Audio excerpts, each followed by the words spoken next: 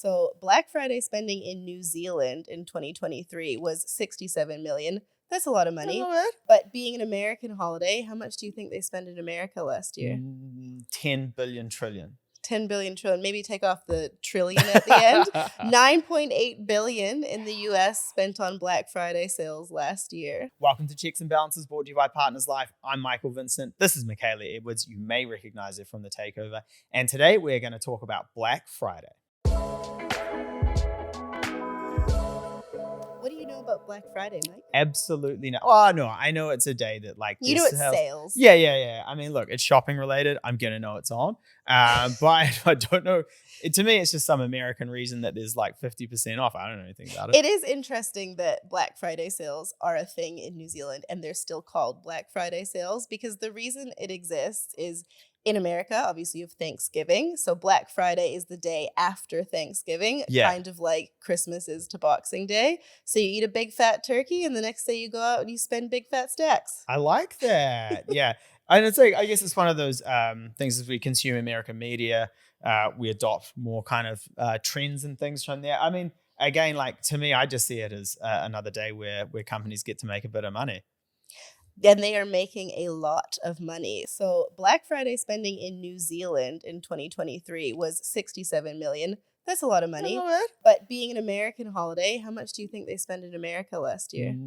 10 billion trillion. 10 billion trillion. Maybe take off the trillion at the end. 9.8 billion in the US spent on Black Friday sales last year. That is absolutely insane. I would love to understand not just like the economic impact of it, but also the environmental impact of that. You know, like when you just think about the amount of crap that people buy, the conscious consumption, the like negative externalities in terms of like the packaging, the plastic, the waste. I'm like, yeah, man, humans love buying stuff, but do you need it all? Humans really love buying stuff. I know because I'm a human and I buy stuff. I love buying stuff. I will say yesterday I was leaving the office and there was a line. And being mindful, today we're filming this. It's actually not Black Friday this week. It's next week. But there was a line of people outside of the PB Tech. On Queen Street. Huge, like going around the corner. And every time I see a big line, I have to ask people, why are you standing in line? Because, well, I need to know, should I be in the line? Like, is it good?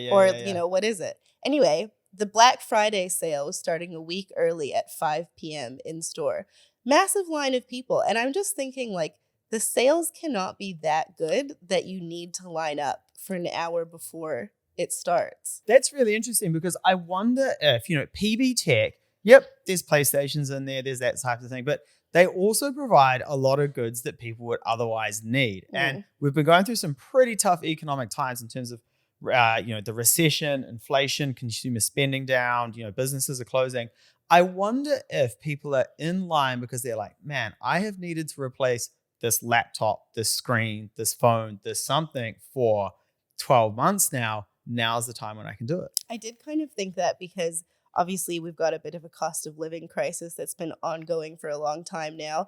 And people are being way more conscious of when and where they spend their money because you need to be, tighter with it now. So you're probably right. I do think we'll see a larger amount of people shopping specifically on like Black Friday, Boxing Day this year because they're trying to get the most value for their money. So I bet the spending will go up. Yeah. Speaking of value for money, Michaela, what is your worst purchase you've ever made? My worst purchase? Okay, it's not a bad purchase because the thing in itself is inherently bad. But a few years ago, I bought a handbag from Deadly Ponies, which is an amazing Kiwi-owned brand. And it is a beautiful hand-painted leather bag. So someone's painted it so it looks like cobalt-colored snakeskin. Amazing. It's beautiful. Amazing. Yeah. However, it is so delicate. I am absolutely terrified to take it out of the house. Yeah. Every time I take it out, I swear I can see like a little bit of the paint come off. And like, I'm not going to go out and get some acrylic paint and a brush and like fill it in. Yeah. So it just sits on the shelf like a beautiful piece of art that all I get to do is stare at. I love that. Mine is a coat when I was living in London, and it was either 1,600 pounds or 1,800 pounds. I can't quite remember. And I saw it. I was shopping with my sister, and I bought it, and I was like, I love this, and I wore it home, And then I wore it once to the office and I've never worn it again. And I have shipped that thing all over the world with me.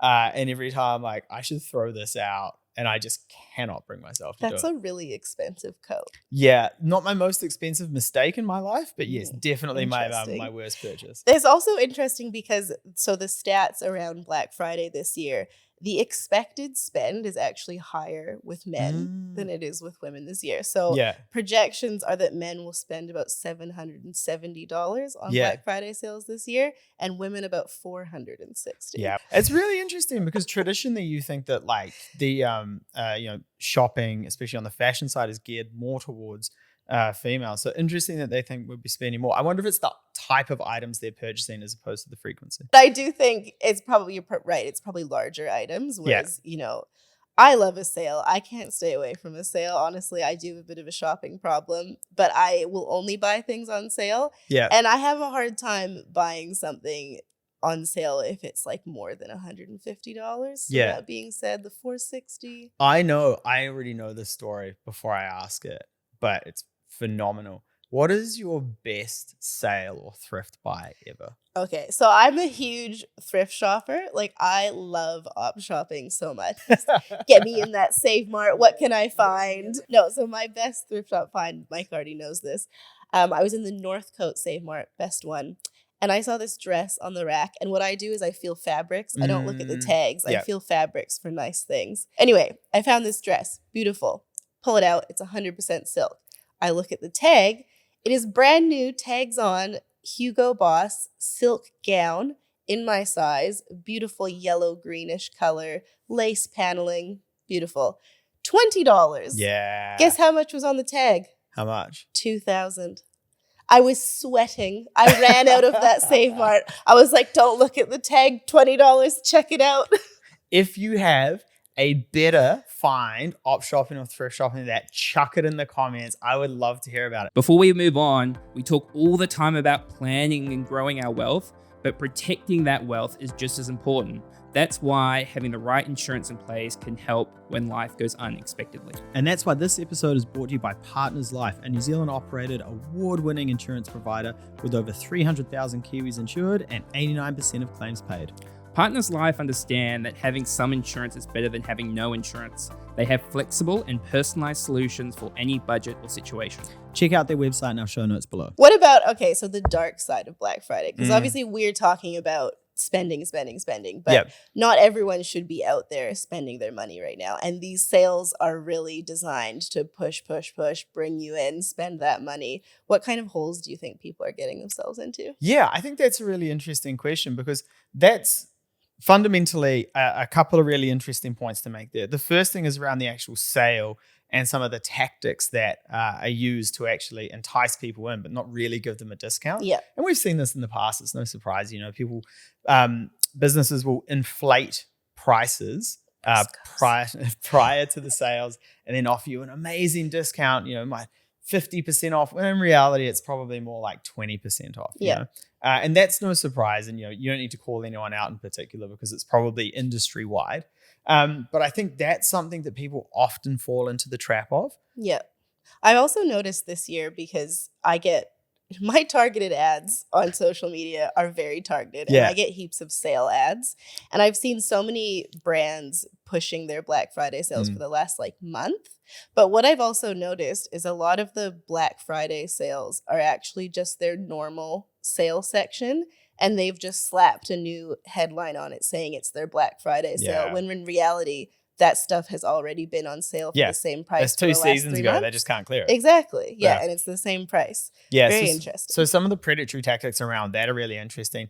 The other thing is, it's almost like a slot machine. They play into the things that humans relate to, and then they use that to draw you into buy, right? Yeah. Like all of these things are designed to get you spending more money. The fear of missing out, hyping it beforehand, saying like, this is what everyone else is doing. Add it to your calendar. Yeah, and making it a really big deal. And especially, I think when you combine that with that sort of conscious consumption or that I want to be seen to be spending money because that, on Instagram, that shows that I'm quite successful. I think when you combined all of that, it's actually a recipe for disaster because I can promise you, you don't need this crap.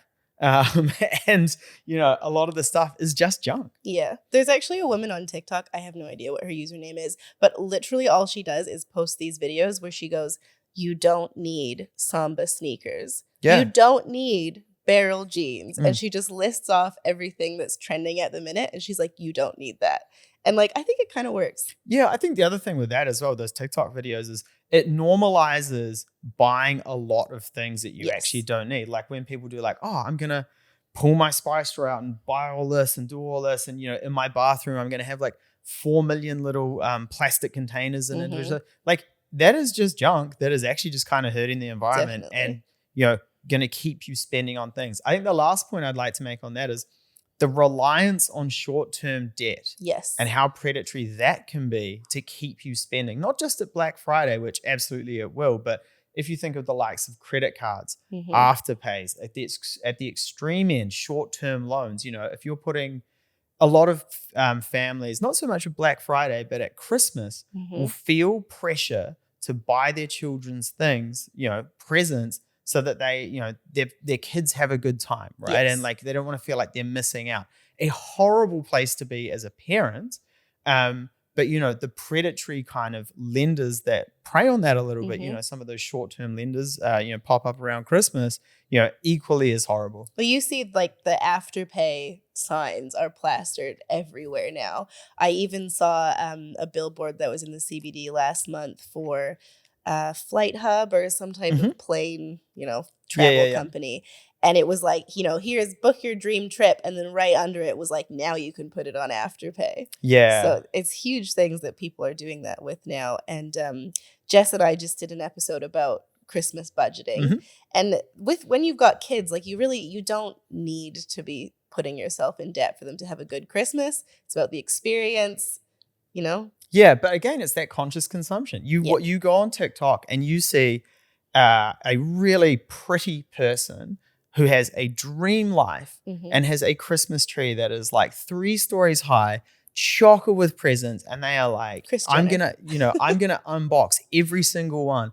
And effectively, what's that saying is like, I'm better than you. If you can't do this, you're not up to my standard, right? Yeah. And I think that is a horrible message to be putting out to people. I agree. And like, we don't know, that person might have put themselves in debt to get that giant Christmas tree. The economics of influencers, I would love to do an episode on that, because I can tell you, man, like, I don't know how I can tell you, but I can tell you that those credit cards bills, boy, are they rolling in. Oh yeah, those Prada bags are getting returned after the unboxing. Yeah, or a lot of the time it's like, hey, shout out to Flight Centre for flying me over here. Flight Centre did not fly you over there. Oh. You paid for this yourself. Fascinating. Yeah, 100%. That's an episode in the cards, I think. Speaking of short-term debt and Afterpay, Price ME did a study, and 25% of those surveyed said that they plan to use buy now, pay later facilities for sales this year. 28% said they plan to use their credit card or their overdraft on their bank account. Only 22% of people have said that they've actually saved money to attend these sales. Yeah, that fascinating stats. And I would argue that if we were being totally truthful in those, because no one really, people ask you and you go, let's say they say, how much credit card debt have you got? And I get this all the time when I'm asking people for mortgage applications. How much credit card debt you got? Oh, about 2,000. It's 3,500. Yeah. Every time you're asking something about that, they take off GST, right? You add just, we call it adding just in a story. You add a bit of GST, right? So I would say how many people plan to use it? Yeah, okay, maybe that. How many people actually use it?